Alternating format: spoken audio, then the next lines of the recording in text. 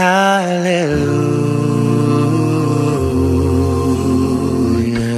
Em nossa jornada de leitura da Bíblia, chegamos à segunda parte do livro de Atos dos Apóstolos, também muito precisamente chamado de Atos do Espírito Santo. Na vida da igreja, é claro, através de homens e mulheres como os primeiros apóstolos, ou os únicos, na verdade, apóstolos, que é uma questão que temos diante de nós nos dias que correm. Na primeira parte, nós vimos o Pentecostes se realizando, esse evento magnífico que nunca mais se repetiu, único, que foi a fundação da igreja cristã, e vimos a atitude dessas igrejas e como a igreja, as pessoas, né, ainda sem templo, caíram na graça do povo e houve um crescimento tão espantoso como nunca houve na história da igreja, de 12.500 para 5.000 em pouquíssimo tempo, segundo o relato de Lucas.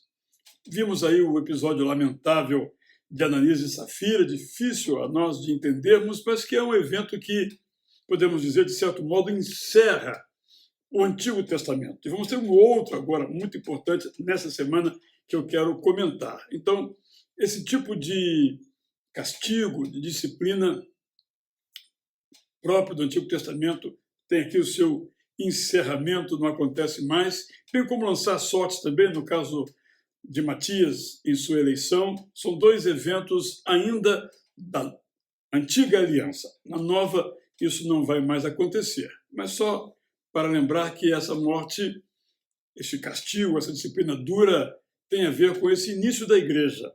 A mentira ali, a hipocrisia estabelecida, essas atitudes, se elas não fossem coibidas, iriam, na origem, simplesmente acabar com a igreja, acabar com o cristianismo. Depois chegamos à conversão de Saulo, que é repetida a sua narrativa em outras partes do próprio livro de Atos, também nas cartas do mesmo convertido Saulo de Tarso, depois então chamado de Paulo. Pedro tem um momento de destaque, ele é o líder, de fato ele é o líder da igreja, tem esse papel de apacentar as ovelhas nesse começo, mas quando Paulo surge no cenário, então ele se torna o líder, ele se torna a principal referência, é a ele que o historiador, o evangelista, o cronista, o médico Lucas acompanha. No capítulo 15, então, nós temos um dos momentos mais importantes da história do cristianismo. Podemos dizer que tão importante quanto o Pentecostes no capítulo 2, porque ali se decidiu que o cristianismo era universal e não hebraico. Não era para judeus, mas para todos os que crescem em Jesus. Em todas as culturas havia uma tensão, achavam alguns que os não-judeus, para se tornarem cristãos, tinham que também se tornarem judeus, circuncisão, carne sacrificada a ídolos, todas as coisas bem claramente proibidas no Antigo Testamento. Esta reunião, possivelmente tensa, prevaleceu a opinião de um homem singular, pouco conhecido, chamado Tiago, porque são muitos Tiagos na Bíblia, e esse homem faz uma conciliação. Esse é um ponto muito importante, mas basicamente o que se decidiu, isso tem que ficar bem claro em nossas mentes, que uma pessoa, para ser cristã, não tem que se converter às práticas, sejam elas culturais ou cultuais, do judaísmo. Isso ficou muito claro ali, a carta circula e ela, inclusive, é utilizada em contextos ainda judaicos, fora de Jerusalém, ou judaicos. E fica bem claro, naqueles lugares onde existiam sinagogas e o culto começou ali, parte daquela carta valia, claramente. Mas naqueles contextos em que não havia judeus, a liberdade era completa, porque em Cristo não há mais judeu nem não judeu, para usar uma expressão que o apóstolo Paulo gosta muito. Então, este capítulo 15 é para ser lido com vagar, saboreado, estudado, porque tem dimensões muito amplas. A outra questão que logo nós temos em mente no livro de Atos é a grandeza da missão paulina. É algo realmente espantoso. Um homem tomado pela convicção de seu chamado para anunciar Jesus a todos os povos. Ele queria ir mais além, mais além. Não sabemos efetivamente, por exemplo, se ele foi à Espanha. Uma coisa que nos enche de curiosidade é que o livro de Atos não termina, humanamente falando, porque Paulo está vivo, não há menção de Pedro nesse contexto, mas pouco depois do capítulo 28 final, na história ali narrada, Paulo morre. A tradição diz, e há muitas evidências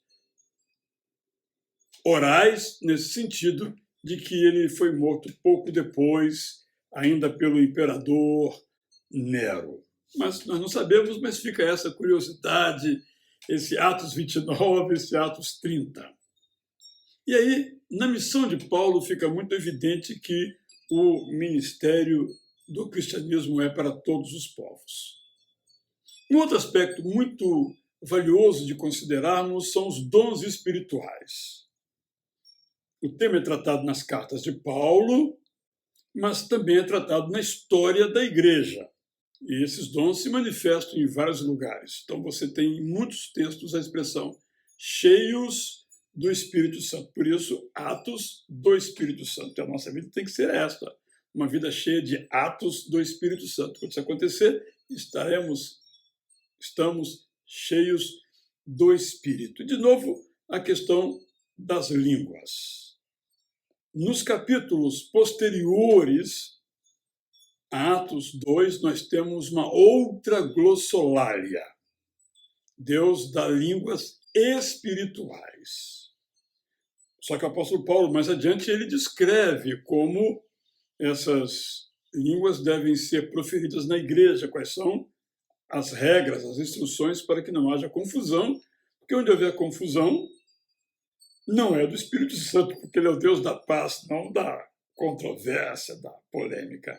Mas nós não temos como afirmar uma perspectiva racionalista de que as línguas, assim chamadas, bem como outros dons espirituais, cessaram, porque elas estão presentes no livro de Atos e são línguas, exceto no capítulo 2, de natureza espiritual, em que uma pessoa fala uma língua que não existe e outra pessoa entende, embora essa língua seja totalmente espiritual. Não temos que negar isso, isso é claro, mas também não podemos afirmar, não devemos afirmar, porque não é verdadeiro, que em Atos 2 as línguas foram espirituais, foram naturais, claro, revestidas de algo espiritual, mas eram naturais, bem como a língua chamada espiritual também tem algo natural, que são palavras, embora inteligíveis só espiritualmente. São essas algumas indicações para a leitura do livro de Atos, com esse destaque para a expansão missionária.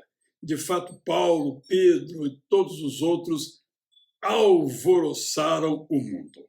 Por último, retomando um pouco do que disse na semana anterior, em que sentido essas igrejas são modelares para nós? Mais uma vez, nós temos que distinguir as práticas das igrejas e os princípios de suas práticas. Eu vou dar um exemplo. Às vezes eu ouço assim, olha, as igrejas de hoje têm que se reunir em células, ou em casas, ou em pequenos grupos, porque no Novo Testamento era assim que acontecia. É toda a verdade, mas havia uma razão. Não havia templo. Então a única igreja possível era a igreja nas casas ou em alguns outros lugares remotos, conforme os tempos, na era da perseguição, por exemplo, mas por esta razão. Não como, aspas, uma metodologia, uma estratégia. Era a única possibilidade. Não estou dizendo que os pequenos grupos não sejam bíblicos, são, mas a justificativa que se dá não é adequada, de dizer que temos que fazer assim porque a Igreja Apostólica fazia. Nada temos que fazer porque a Igreja Apostólica fazia. Naquilo que ela fazia, nós temos que captar quais são os seus princípios. Deste modo, por exemplo, quando eles tinham tudo em comum, logo nos capítulos 2 e 4, não quer dizer que nós devamos fazer o mesmo. Mas o princípio qual é?